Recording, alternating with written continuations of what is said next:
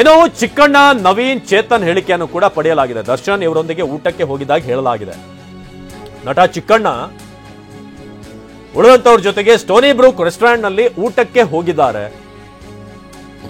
ಮುಂದಿನ ಚಿತ್ರದ ಬಗ್ಗೆ ಚಿಕ್ಕಣ್ಣ ಮಾತನಾಡಿರೋದಾಗಿ ಹೇಳಿಕೆ. ಅಂದ್ರೆ ಸ್ಟೋನಿ ಬ್ರೂಕ್ ಅಲ್ಲಿ ಮುಂದಿನ ಸಿನಿಮಾ ಬಗ್ಗೆ ಮಾತನಾಡೋಕೆ ಹೋಗಿದ್ವಿ ಅಂತ. ದರ್ಶನ್ ಪರ ಹಿರಿಯ ವಕೀಲ ಸಿ.ವಿ. ನಾಗೇಶ್ ವಾದ ಮಂಡನೆ ಮಾಡ್ತಿದ್ದಾರೆ. ಈಗ ಚಿಕ್ಕಣ್ಣ ಹಾಗೆ ನವೀನ್ ಚೇತನ್ ಎನ್ನುವವರ ಹೇಳಿಕೆಯನ್ನ ಪಡೆಯಲಾಗಿದೆ. ದರ್ಶನ್ ಇವರ ಜೊತೆಗೆ ಊಟಕ್ಕೆ ಹೋಗಿದ್ರು ಅಂತ ಹೇಳಲಾಗಿದೆ. ಸ್ಟೋನಿ ಬ್ರೂಕ್ಗೆ ಇವರೆಲ್ಲರೂ ಊಟ ಮಾಡ್ತಿದ್ರು ಜೊತೆಯಾಗಿ ಅಂತ. ಆದ್ರೆ ಇಲ್ಲಿ ಚಿಕ್ಕಣ್ಣ ಹೇಳಿದ್ದಾರೆ, ನಾನಲ್ಲಿ ಹೋಗಿರೋದು ಮುಂದಿನ ಚಿತ್ರದ ಬಗ್ಗೆ ಮಾತನಾಡಿರೋದಾಗಿ ಚಿಕ್ಕಣ್ಣ ಹೇಳಿದ್ದಾರೆ ಅಂತ.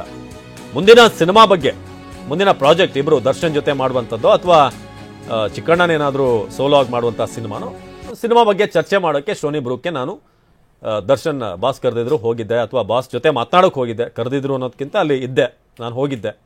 ಸ್ಟೋನಿ ಬ್ರೂಕ್ ರೆಸ್ಟೋರೆಂಟ್ ನಲ್ಲಿ ಊಟಕ್ಕೆ ಹೋಗಿದ್ದಾರೆ. ಸೊ ಇದಕ್ಕೆ ಸಂಬಂಧಪಟ್ಟ ಹಾಗೆ ಮುಂದಿನ ಚಿತ್ರದ ಬಗ್ಗೆ ಚಿಕ್ಕಣ್ಣ ಮಾತನಾಡಿರೋದಾಗಿ ಈಗ ತಮ್ಮ ಹೇಳಿಕೆಯಲ್ಲಿ ಹೇಳಿದ್ದಾರೆ. ಪೊಲೀಸ್ ಅವ್ರು ಕೇಳಿದಾಗ, ಸರ್ ನಾನು ಮುಂದಿನ ಸಿನಿಮಾ ಮಾಡುವಂಥದ್ದಿತ್ತು, ಅದರ ಬಗ್ಗೆ ನಾನು ದರ್ಶನ್ ಅವ್ರ ಜೊತೆ ಮಾತಾಡೋಕೆ ಹೋಗಿದ್ದೆ ಅಂತ.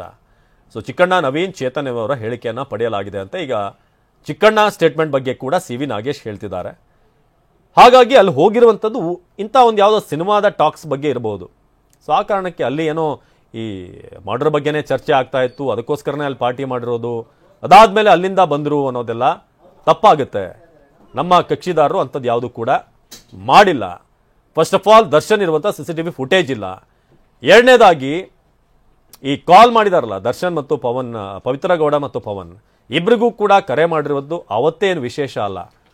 ಆ ಕೊಲೆ ಆದ ಮುಂಚಿತವಾಗಿಯೂ ಕೂಡ ಈ ತಿಂಗಳದ್ದೇ ನಾವು ಆಲ್ಮೋಸ್ಟ್ ಜನವರಿಯಿಂದ ಜೂನ್ವರೆಗೆ ಕಾಲ್ ಡೀಟೇಲ್ಸ್ ಅನ್ನ ತೆಗೆದರೂ ಕೂಡ ಬಹಳಷ್ಟು ಬಾರಿ ಕರೆ ಮಾಡಿದ್ದಾರೆ. ಸ್ನೇಹಿತೆ ಕರೆ ಮಾಡೋದೇನು ತಪ್ಪೇನ್ರಿ, ಅಥವಾ ಕೆಲಸದವನಿಗೆ ಕರೆ ಮಾಡೋದೇನು ತಪ್ಪ? ಸಾಮಾನ್ಯ ಅದು ಯಾರಿಗಾದ್ರೂ ಕೂಡ ಒಬ್ಬ ಡ್ರೈವರ್ಗೆ ಮ್ಯಾನೇಜರ್ಗೆ ನಿರಂತರವಾಗಿ ಕರೆ ಮಾಡೋದು ತಪ್ಪೇನಿಲ್ಲ ಅಂತ ಸಿ.ವಿ. ನಾಗೇಶ್ ಹೇಳ್ತಾ ಇರೋದು. ಇದೆಲ್ಲವೂ ಕೂಡ ಈಗ ಕೋರ್ಟ್ ಮುಂದೆ. ಇನ್ನು ಬಹಳ ಮುಖ್ಯವಾಗಿ ಅಲ್ಲಿ ಈ 40 ಲಕ್ಷ ಅಮೌಂಟ್ ಇತ್ತಲ್ಲ ಮೋಹನ್ ರಾಜ್ ಅನ್ನೋರಿಂದ ಪಡೆದಂತ ಅಮೌಂಟ್, ಅದ್ರ ಬಗ್ಗೆ ಕೂಡ ಕ್ಲಾರಿಟಿಯನ್ನ ಕೊಟ್ಟರು ಸಿ.ವಿ. ನಾಗೇಶ್ ಅವರು. ಅಂದ್ರೆ ಏನಾಗಿದ್ದು ಅಂತ. ಅವರ ಮಗಳ ಆಲ್ಬಮ್ಗೋಸ್ಕರ ಫೆಬ್ರವರಿಯಲ್ಲಿ ಮೋಹನ್ ರಾಜ್ ದರ್ಶನಿಂದ ಹಣ ಪಡೆದಿರ್ತಾರೆ, ಅದಾದ್ಮೇಲೆ ಮೇ ಅಲ್ಲೇ ಅದನ್ನು ರಿಟರ್ನ್ ಮಾಡಿದ್ದಾರೆ ಅಂತ.